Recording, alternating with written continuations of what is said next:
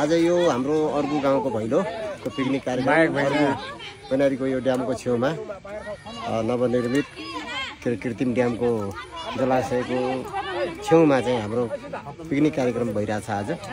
अब यो सबैले हेरिदिनु हुन विनम्र गर्दछु र यो जलाशयलाई चाहिँ हामीले चाहिँ पर्यटन प्रवर्धनमा अझै अगाडि बढाउने भन्ने हाम्रो सोचाइ छ।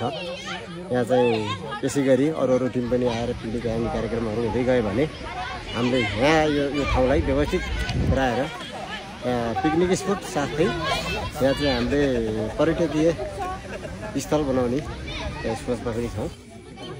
धन्यवाद।